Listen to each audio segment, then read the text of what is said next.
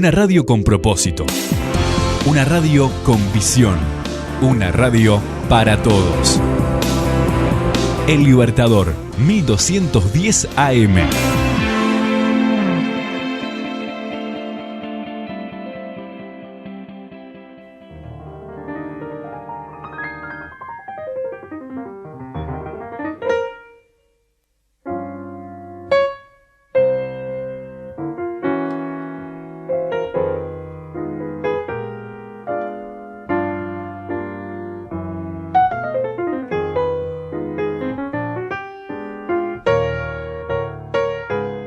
Continuamos en punto de partida aquí por la 1210 AM Radio El Libertador, la CW 121, desde Vergara para el mundo a través del www.ellibertador.com.uy.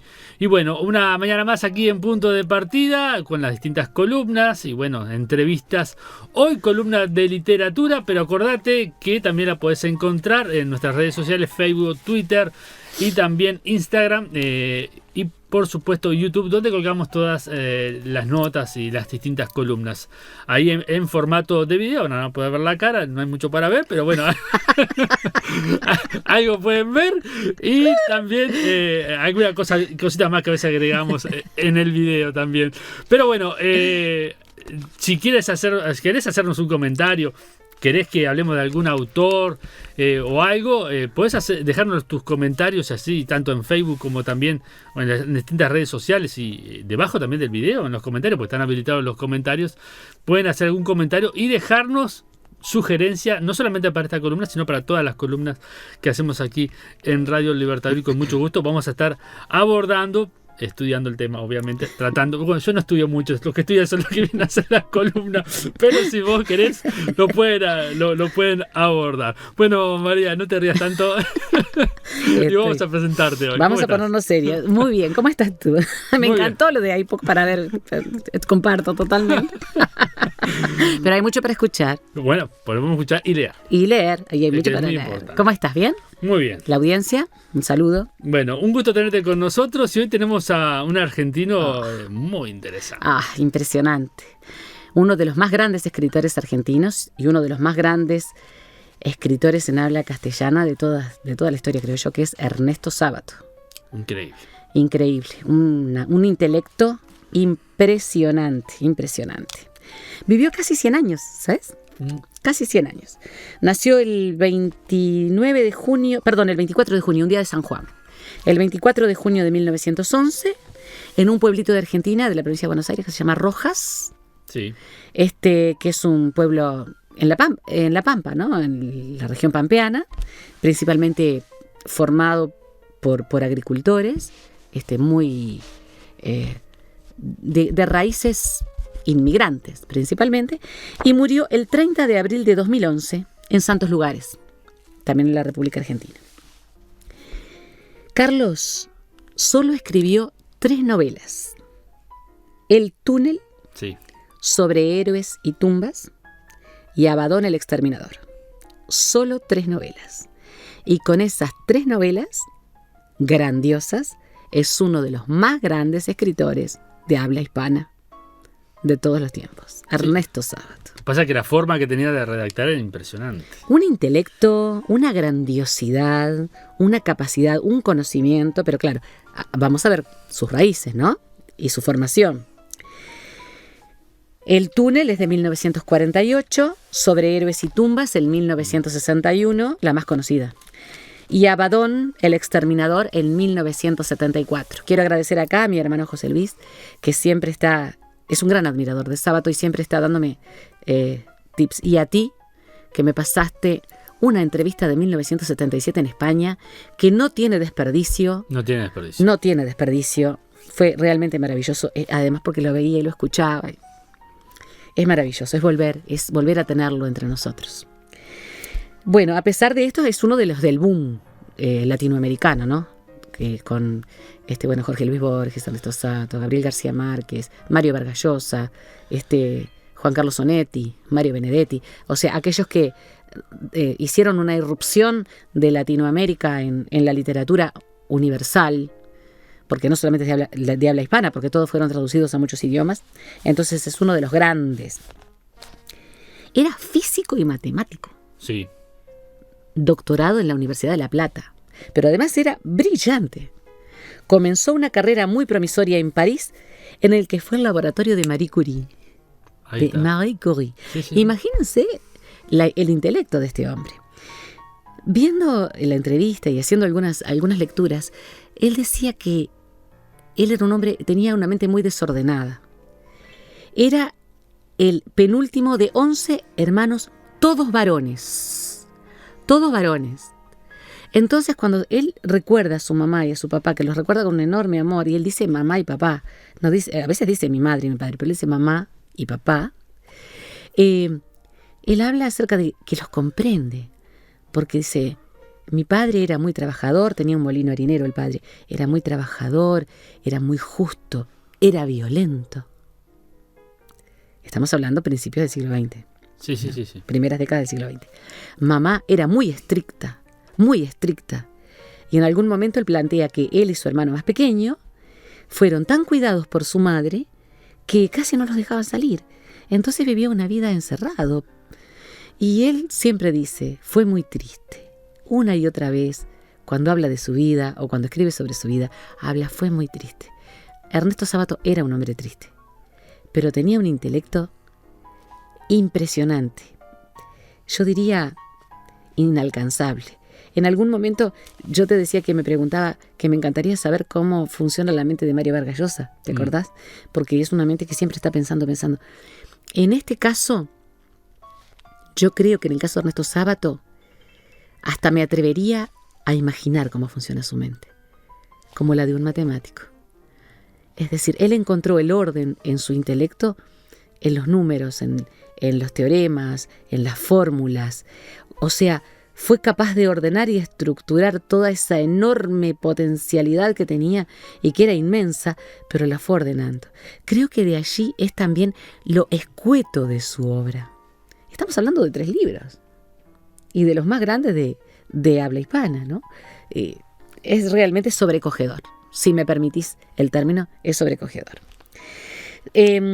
Allí en París, cuando trabajó, hablaba muy bien el francés, se relacionó con artistas surrealistas como André Breton, que lo alentó en la literatura.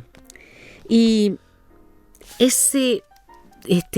tal vez la física y la matemática fueron lo que le hicieron fascinar por los arcanos del subconsciente, por todo lo que era, que estaba escondido y que era primario en el humano, que estaba en el subconsciente muy, pero muy profundo en el humano. De allí su obra, ¿no? Su primera novela se llamó La Fuente Muda, pero solo se publicó en una parte de esa novela en la revista Sur. Y fue un destacadísimo ensayista. En 1945 aparece Uno y el Universo, en el que critica la deshumanización de la literatura. Entonces, a él le importaba mucho el humano. Le importaba mucho el humano. Cuando volvió en 1940 a Argentina, comenzó a dar clases en la Universidad Nacional de La Plata y perdió su cátedra porque, escribió 2 o 3 artículos sobre Juan Domingo Perón que no eran en absoluto halagüeños para Perón, y Perón, que era súper poderoso a nivel político, lo hizo destituir. Aquí, cuando él sale de la Universidad de La Plata, cuando es destituido, pasa por un periodo de duda existencial impresionante. Él siempre está hablando de crisis. Él en su obra, en sus entrevistas, en sus escritos, siempre está hablando de la tristeza de su vida y de sus crisis. Como que cada vez que tuvo un punto de inflexión en su vida, eso fue una crisis para él. O sea, fue algo con lo que tenía que romper para empezar de nuevo. Fue algo que lo quebraba y de lo que tenía que salir. Era un hombre sumamente tímido. En las primeras etapas de su vida, su timidez fue patológica. O sea, era ya tan centrado en su interior que trataba de desaparecer, trataba de pasar inadvertido por el lado por el que anduviere. Luego, la literatura, pero antes que eso, la matemática y la física lo hacen empezar a tratar de demostrar, digamos, la belleza de los números, la perfección, y entonces empieza a salir de esa especie de caparazón en el que él se había metido para salir al mundo. Y la literatura lo hace, por supuesto, ser reconocido, y ahí comienza a dar entrevistas, a hablar, a dar conferencias, pero así todo estaba permanentemente haciendo un movimiento como de mirar hacia los costados y hacia abajo, como avergonzado, siempre en esa situación de verse con enorme timidez. Nuestro queridísimo Ernesto Sábato. Su creación es brillante, profundamente introspectiva, expositiva y con grandilocuencia retórica. Y esto quise anotarlo porque es así: brillante, introspectiva, profundamente introspectiva, o sea, va mucho al interior, al subconsciente. Expositiva porque manifiesta ese subconsciente. Y la grandilocuencia retórica está en lo que vos planteás. Es decir, era un grande, entonces tenía una cantidad de conocimientos, un intelecto y una capacidad de palabra que lo hizo enorme. Bueno, él defiende mucho la lengua española, ¿no? La riqueza de la lengua española. Sí. Permanentemente habla de que es la lengua más rica de todas las lenguas del humano, de los humanos. Y yo comparto con él eso, ¿sabes? Creo que tal vez conozco pocos idiomas, he escuchado muchos dialectos y sé que todos tienen su enorme riqueza, pero con respecto a la variedad y a la capacidad de decir y a la musicalidad, creo que la única comparable es el italiano y el francés. Pero el castellano es, para mi humilde modo de ver, y comparto con este grande, es la lengua más rica de todas. Además por su enorme riqueza en cuanto a sinónimos, por ejemplo, y antónimos y aparónimos, y la capacidad de decir cosas y de decirlas con una gestualidad o con un tono de voz. Y permitíme remitirme a Lelutier. A Mastropiero lo recibieron de cualquier manera. A Mastropiero lo recibieron de cualquier manera. Claro. Estás diciendo dos cosas totalmente diferentes y estás usando las mismas palabras, ¿no? Todo lo que escribió fue intelectualmente elevadísimo y tiene un marcado existencialismo. O sea, esa duda existencial que él tenía, la plasmó permanentemente en su obra. Fue un pensador destacado, además de ser un escritor destacado. Fue un pensador destacado. En El túnel, por ejemplo, que es la novela escrita, o sea, sale a la luz en 1948, Juan Pablo Castel, el personaje principal y narrador, cuenta desde la cárcel los motivos que lo motivaron a matar a su amante. Entonces, ¿qué hace Sábato? Se sumerge en la psicología del protagonista y escribe en primera persona en El túnel. Y se envuelve y se desenvuelve en una madeja de cuestionamientos acerca de si hizo mal y si hizo bien y lo que sentía y lo que no sentía.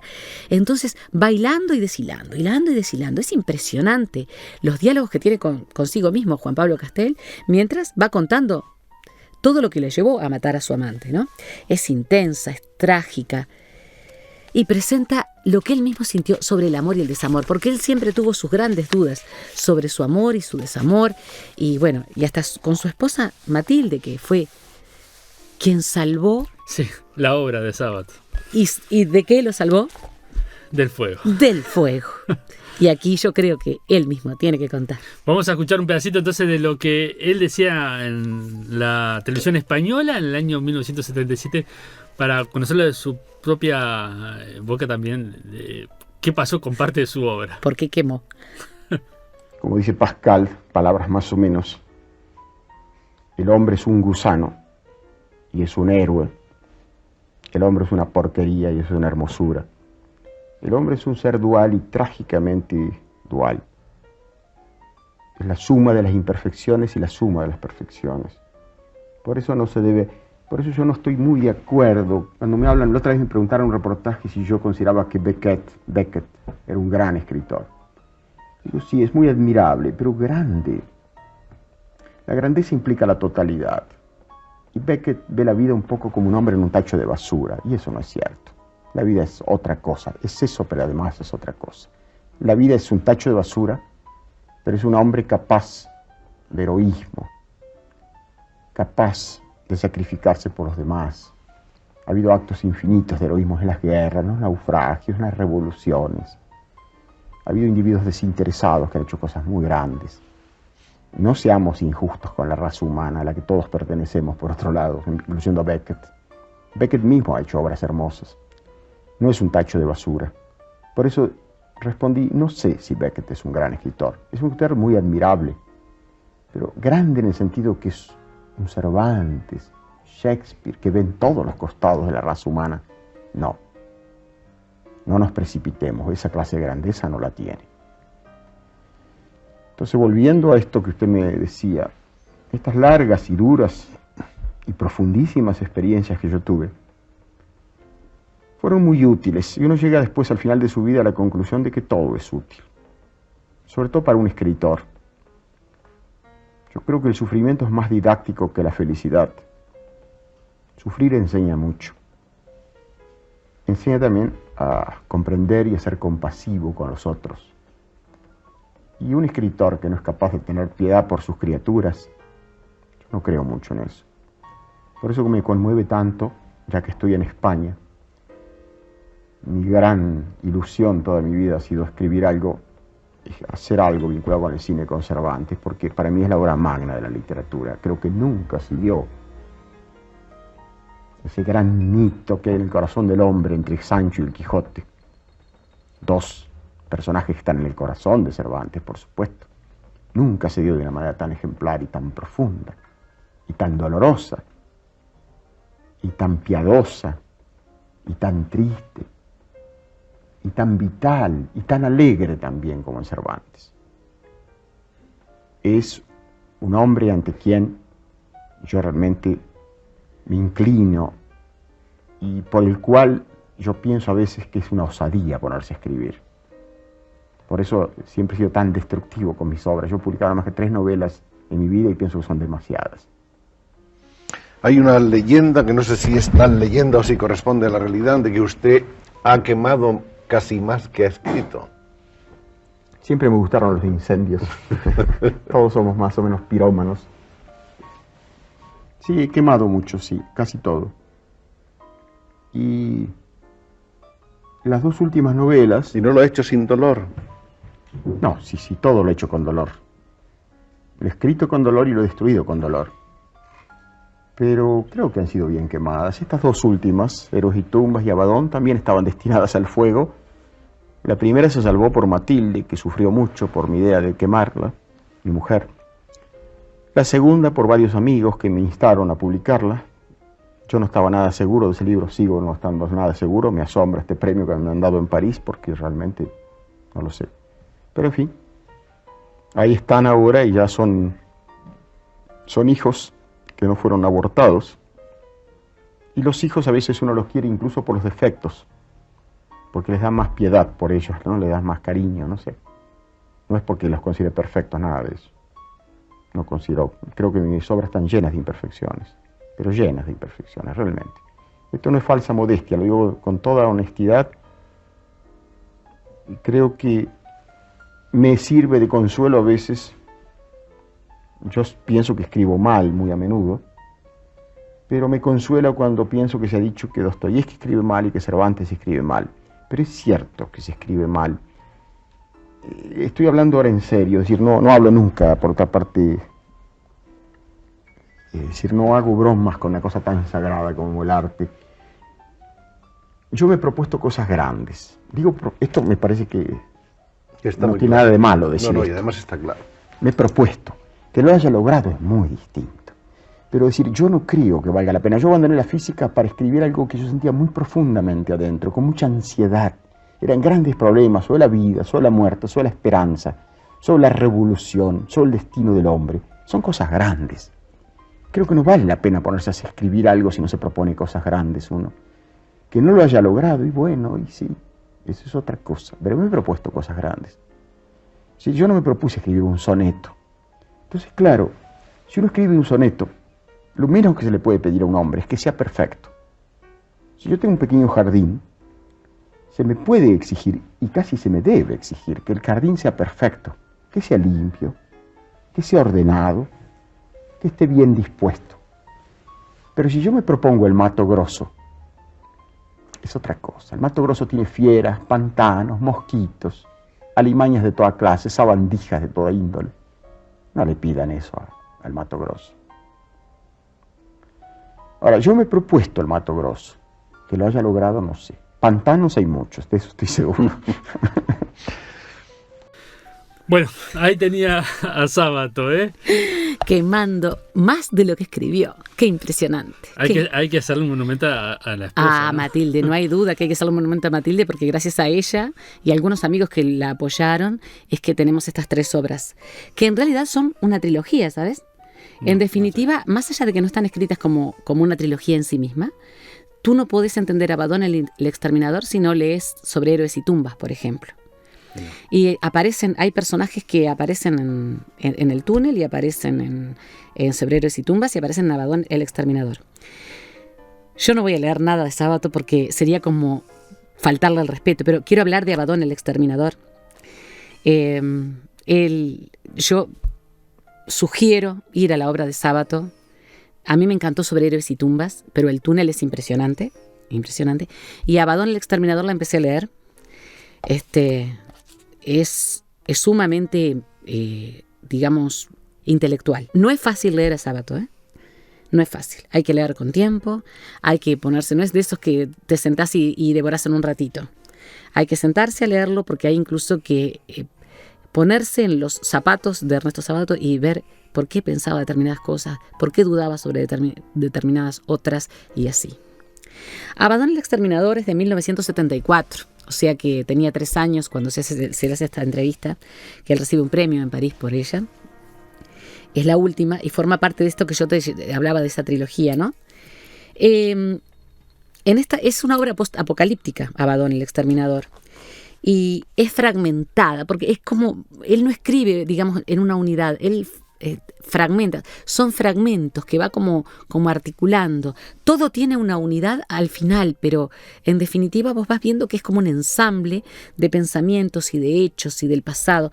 Y en esta obra fusiona fantasías que ya había en el túnel y que había en Sobre héroes y tumbas, cosas de su vida, o sea que tiene aspectos autobiográficos reales y aspectos autobiográficos no reales, irreales. Es decir, pasa también por una cuestión del pensamiento. Él pasó de ser del Partido Comunista a, digamos, descorazonarse de una manera espantosa cuando vio los destrozos que Stalin hacía en la antigua URSS y pasó a ser un socialdemócrata que no se casó con ningún partido político. Él era un humanista. Él habla del hombre como criatura, del humano como criatura. Por eso su duda existencial hasta de la política. Y bueno, y es fragmentada, critica la sociedad, critica, porque aparece mucha de la realidad argentina. Bueno, en esta entrevista también habla del pueblo, pero no lo pone como el pueblo político, sino como la parte humana. La parte humana, exactamente. Viste que él hace esa aclaración. Él habla del pueblo, pero no desde un punto de vista que tenga nada que ver con la política. El pueblo como las personas. Exactamente. Los humanos, las comunidades. Bueno, entonces, imagínate que la escribió en los 70, una Argentina convulsionada. Aparecen hechos, por supuesto, de esa Argentina y aparecen hechos reales y ficticios y personajes. Hay incluso obsesiones, sus propias obsesiones. Él era un hombre muy obsesivo. Él incluso plantea que la matemática y la física a él le ordenan el cerebro porque estaba permanentemente obsesionado con cosas. Él le obsesionaba la muerte, la pobreza, la tristeza, la soledad, la oscuridad. Decía, era muy obsesivo. Hay incluso una carta allí, que es una carta que él se escribe a sí mismo, de ese querido y remoto muchacho. Él se escribe a sí mismo y se trata con bastante piedad porque él era como que no se quería Sábato, no se quería Ernesto Sábato a sí mismo, pero ahí habla con mucha piedad. Mi hermano José Luis, él me plantea que esta obra, Abaddon el Exterminador, para mi hermano, que es un gran lector, es una especie de experimento que él hizo y que resultó ser un experimento fantástico porque de alguna manera redondea toda la obra. Por eso es que él quería quemarlo. Porque para él estaba experimentando.